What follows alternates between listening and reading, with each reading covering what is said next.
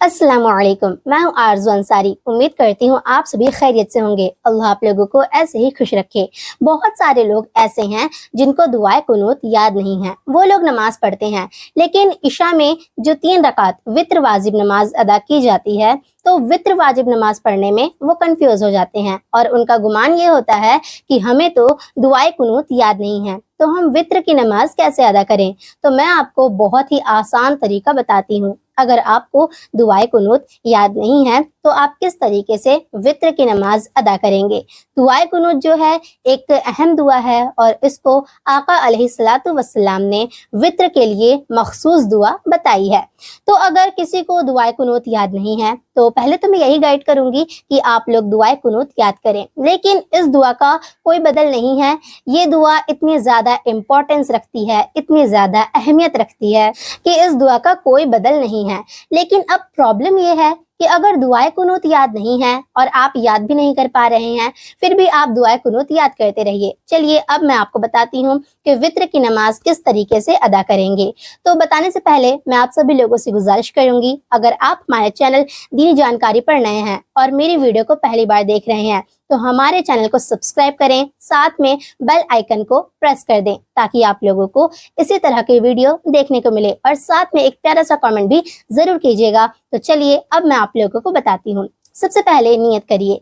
दिल के इरादे का नाम नियत है। आप अपने दिल में इरादा कर लीजिए कि हम वित्र की नमाज पढ़ने वाले हैं, तो फिर आपकी नियत हो गई। जुबान से कहना बेहतर है। आप नियत बांध लीजिए। उसके बाद इशा की 2 रकात वित्र वाजिब नमाज कंप्लीट कर लीजिए। फिर जब तीसरे रकात में आप खड़े होंगे तो आप लोग सबसे पहले सूरह फातिहा पढ़िए। उसके बाद जो भी सूरह याद हो पढ़ लीजिए। बहरहाल सूरह इखलास पढ़ना वित्र की तीसरे रकात में ज्यादा अफजल है। सूरह इखलास पढ़ने के बाद तकबीर तहरीमा कीजिए, यानी कि अल्लाह अकबर कहते हुए हाथ उठाना है और फिर आप लोग दोबारा हाथ बांध लीजिए। फिर आपको दुआए कुनूत पढ़ना है, बट याद नहीं है तो क्या करें।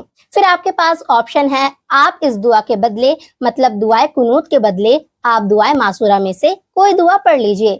दुआए मासूरा में जो बहुत ज्यादा अहमियत रखती है वो है रब्बना आतिना फिद दुनिया हसना व फिल आखिरती हसना वकीना अजाबन नार।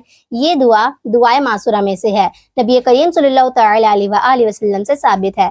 तो आप लोग फिर इस दुआ को पढ़ लीजिए। इस दुआ को पढ़कर आप नमाज वित्र कंप्लीट कर लीजिए। इस दुआ को पढ़ने में लोग थोड़ी सी मिस्टेक कर देते हैं। उस मिस्टेक को आप लोग समझ लीजिए कि लोग गलती कहाँ पर करते हैं। लोग पढ़ते हैं रब्बना आतैना, तो रब्बना आतैना नहीं पढ़ना है। अगर आप रब्बना आतैना पढ़ेंगे तो ता के बाद या आ जाएगा, रब्बना आतिना पढ़ना है। अगर आप ऐसे पढ़ेंगे तो ता के नीचे जेर है, तो इसलिए आप लोगों को रब्बना आतिना पढ़ना है। इसको आप पढ़ लीजिए और दुआए कुनूत भी याद करने की कोशिश करते रहिए, क्योंकि दुआए कुनूत का कोई बदल नहीं है। और 5 वक्त की नमाज भी अदा करते रहिए। नबी करीम सल्लल्लाहु तआला अलैहि वसल्लम ने फरमाया, जिसकी नमाज अच्छी हुई उसके बाकी के आमाल भी अच्छे होंगे, जिसकी नमाज खराब हुई उसके बाकी के आमाल भी खराब होंगे। तो उम्मीद करती हूँ आप लोग समझ गए होंगे। मिलती हूँ अगली वीडियो में। अस्सलाम वालेकुम।